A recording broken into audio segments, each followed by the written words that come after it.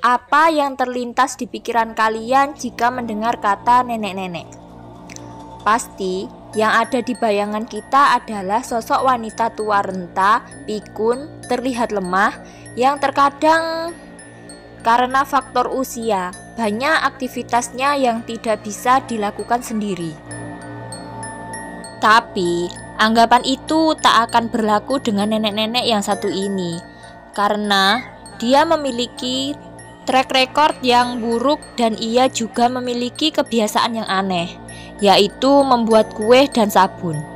Secara umum keanehan itu terlihat seperti biasa saja, sampai kita ketahui komposisi dari bahan kue dan sabun yang dibuatnya. Yaps, seperti yang sudah teman-teman lihat di judul thumbnail.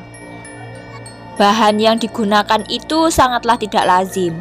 Nenek itu menjadikan manusia sebagai bahan komposisi untuk olahan kue dan sabunnya. Bagaimana detail kisahnya? Silahkan simak di episode Cermin kali ini. Hai semuanya, kembali lagi ya di Cermin atau cerita-cerita menyeramkan yang ada di internet.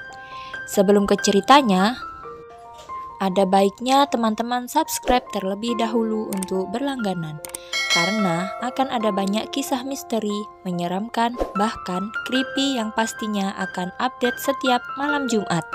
Kalau sudah siap, mari kita ke cerita menyeramkan untuk episode kali ini. Pada abad ke-20, sempat dikenal seorang sosok perempuan yang dijuluki sebagai Soapmaker of Correggio. Terlepas dari julukannya sebagai pembuat sabun, realita dari kisahnya lebih dark dan menyeramkan dibanding pembuat sabun biasa. Diketahui, perempuan tersebut bernama asli Leonarda Cianciulli.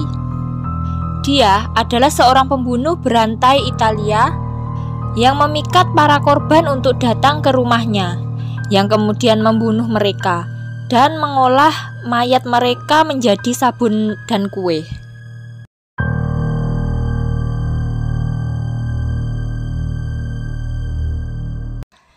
Leonarda Cianciulli, seorang wanita kelahiran 18 April 1894 di Montella Avellino, Italia. Bisa dibilang Leonarda lahir dari hubungan yang tidak diinginkan, karena ibunya Leonarda adalah korban pelecehan seksual. Ibunya yang bernama Emilia kemudian dipaksa untuk menikahi laki-laki yang telah melecehkannya, yaitu Mariano Cianciulli, karena kabar kehamilannya sudah didengar banyak orang. Keluarga Cianciulli merupakan keluarga yang tergolong miskin. Mereka hidup dalam kondisi ekonomi yang mengenaskan. Sang ayah Matiano adalah pekerja serabutan yang penghasilannya tidak menentu. Bisa dibilang Leonarda kecil sudah terbiasa menjalani kehidupan yang sulit. Hingga akhirnya ayahnya jatuh sakit dan meninggal dunia. Dan tak selang lama kepergian sang ayah, ibunya pun menikah lagi. Namun hal itu tidak membuat kondisi keuangannya membaik. Keadaannya pun semakin diperparah karena ibunya Leonarda, Emilia, bukanlah sosok ibu yang baik. Si ibu sering melakukan kekerasan terhadap dirinya. Leonarda sering disiksa oleh ibunya, baik secara fisik maupun mental, hingga membuat dirinya sempat mencoba bunuh diri beberapa kali. Singkat cerita, Leonarda pun tumbuh menjadi wanita dewasa.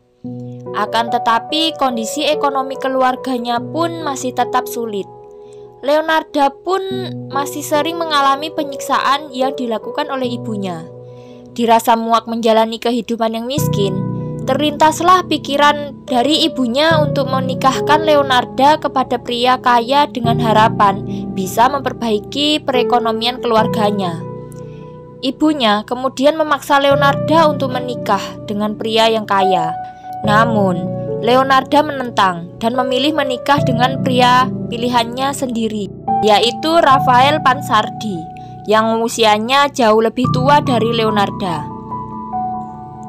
Alhasil Leonarda dan kekasihnya pun memutuskan untuk menikah. Ibunya tidak setuju dan tidak merestui pernikahan Leonarda karena telah menentang kemauan sang ibu. Leonarda pun merasa bahwa pernikahan mereka telah dikutuk oleh ibunya sendiri. Entah ini garis tangan atau memang kutukan, kehidupan Leonarda pun tidak kunjung membaik. Perekonomian mereka pun tetap sulit, apalagi penghasilan suaminya tidak cukup untuk memenuhi kebutuhan mereka sekeluarga. Dikabarkan, suami Leonarda adalah seorang staf pegawai pendaftaran penduduk di daerah setempat. Ibaratnya, kalau di Indonesia itu seperti pegawai honorer, di catatan sipil dan penghasilannya pun tidak seberapa. Alhasil, Leonarda pun ikut bekerja demi memenuhi kebutuhan mereka. Semenjak Leonarda ikut bekerja, perlahan perekonomian keluarga mereka pun mulai membaik. Akan tetapi, keadaan tersebut tidak berlangsung lama. Pada tahun 1927, Leonarda ditangkap pihak kepolisian setempat karena terlibat kasus penipuan. Akibat dari perbuatannya itu, Leonarda pun dipenjara dalam waktu yang cukup lama. Setelah menjalani hukumannya, akhirnya Leonarda pun dibebaskan. Pasca dibebaskan, mereka pun kembali menjalani masa-masa sulit karena Leonarda sudah tidak bekerja lagi. Leonarda dan suaminya berniat untuk mencoba mengadu nasib untuk memperbaiki kehidupan mereka. Lantas, mereka pun memutuskan untuk pindah ke Lacedonia, Avellino, Italia. Belum lama kepindahan Leonarda dan keluarganya ke Lacedonia, bukannya memperoleh kehidupan yang lebih baik, lagi-lagi mereka mengalami nasib sial. Rumah yang mereka tinggali hancur. Hancur tak tersisa karena gempa bumi yang melanda pada tahun 1930. Alhasil, mereka kemudian pindah lagi ke kota Correggio.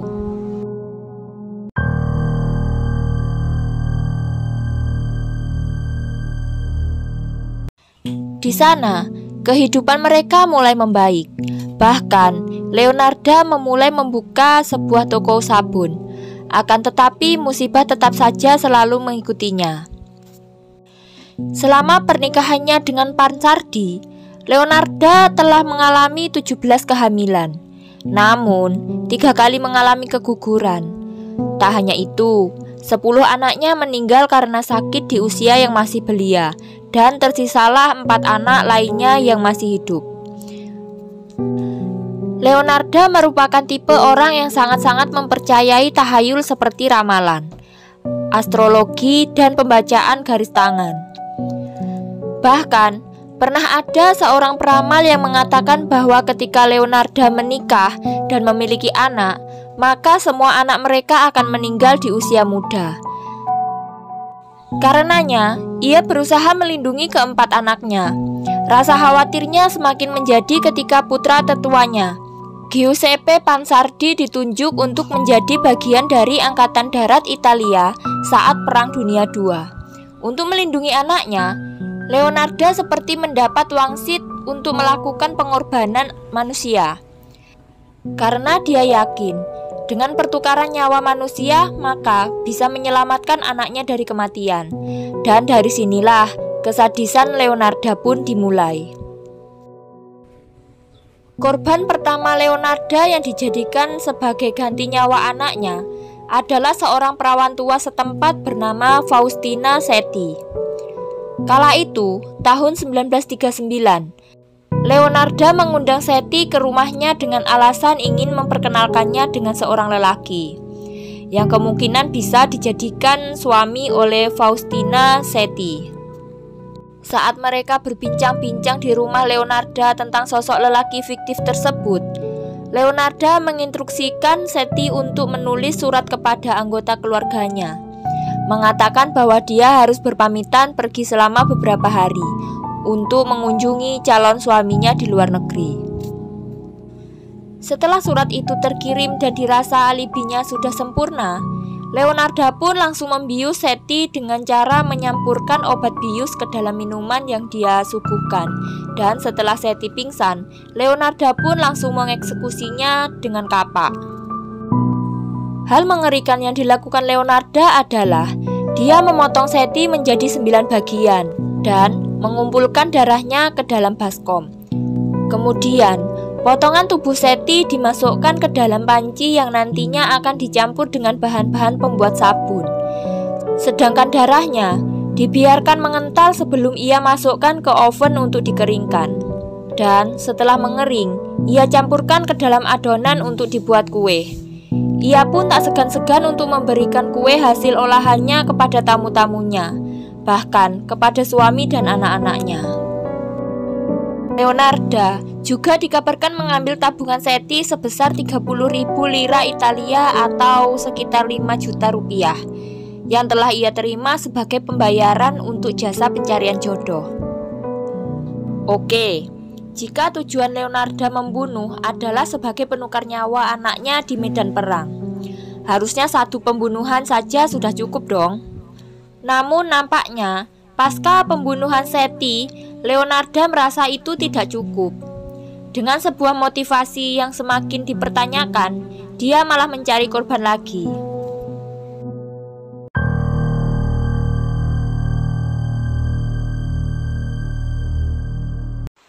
Pada 5 September 1940, Leonarda melakukan metode yang sama kepada perempuan lain. Kali ini adalah seorang wanita bernama Clementina Soavi. Dikabarkan Soavi adalah seorang guru. Sama seperti Seti, Leonarda meyakinkan Soavi bahwa dia mempunyai kenalan di luar negeri yang pengajar, merekrut seorang pengajar di sebuah sekolah elit dengan upah yang sangat besar. Mendengar tawaran tersebut, Soavi pun bersedia dan menerima tawaran Leonarda. Sama seperti sebelumnya, Leonarda membuat Soavi menulis surat kepada teman-temannya yang meyakinkan mereka bahwa Soavi harus melakukan perjalanan ke luar negeri selama beberapa waktu. Setelah surat itu terkirim, metode pembunuhan Leonarda pun diulang kembali.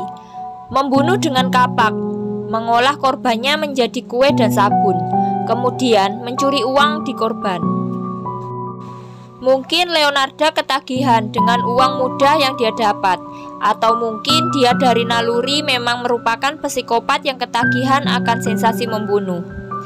Tidak ada yang tahu apa yang ada di benak perempuan itu saat dia melakukan aksinya.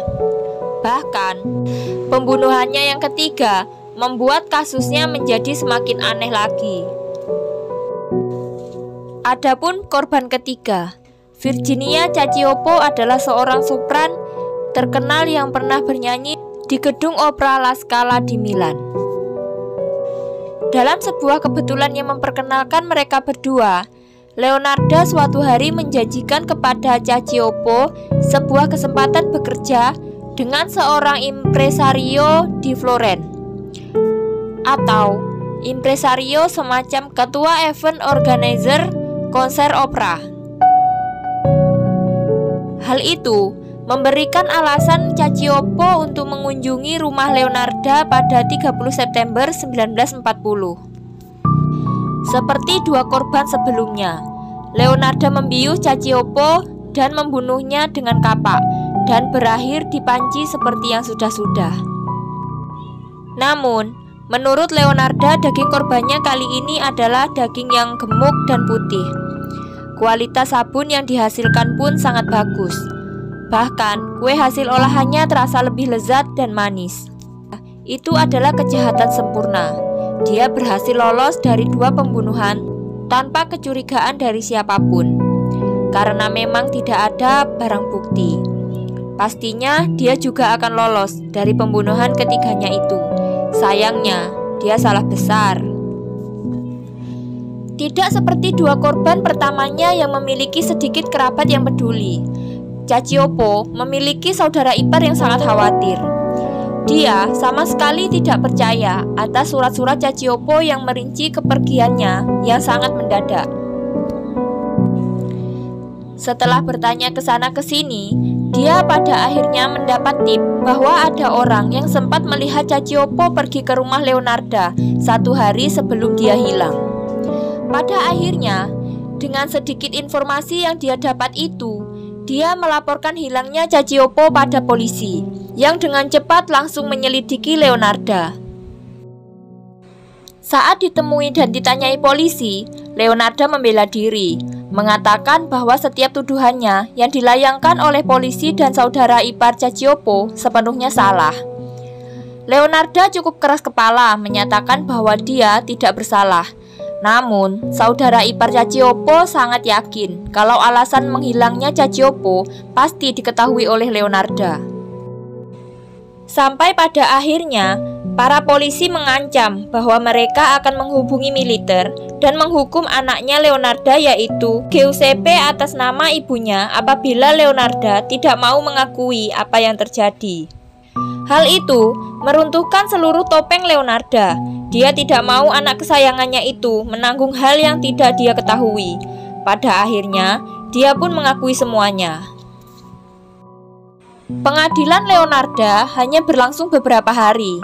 Dia dinyatakan bersalah atas kejahatannya dan diberikan hukuman 33 tahun penjara. 30 tahun dia habiskan di penjara dan 3 tahunnya lagi di rumah sakit jiwa.